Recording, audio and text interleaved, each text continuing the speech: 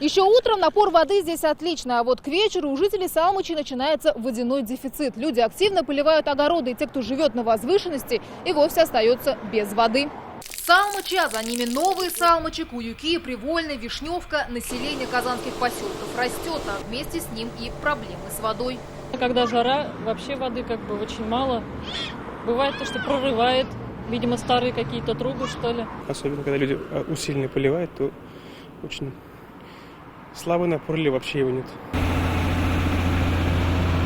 Дефицит в скором времени решит новый водовод. Его строят от улицы Фучика до Центральной. До конца лета завершат первый этап. Протянут трубы до Габишева. Это 850 метров прочного полиэтилена. Метод прокладки горизонтально наклонным бурением.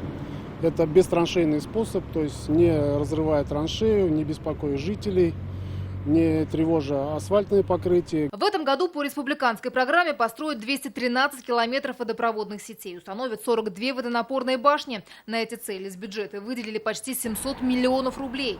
Остаются еще 4% сел, где до сих пор ходят на колонку за водой. В фонде газификации Татарстана сегодня прокомментировали и жалобы на качество питьевой воды по госпрограмме «Чистая вода». Где-то мы скважину прокачали, где-то, другие мероприятия выполнили. По ряду скважин мы качество улучшили.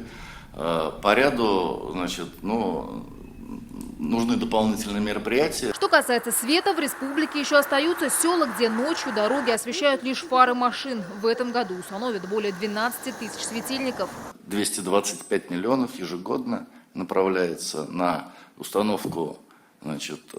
Сегодня мы уже занимаемся светодиодными светильниками. Мы ушли от ламп накаливания. Сегодня светодиоды позволяют и экономить электроэнергию, и обеспечивать уровень освещенности. Всего же за 5 лет республиканской программы по освещению в селах зажглись 45 тысяч светильников. Все работы по воде и свету должны завершить в сентябре.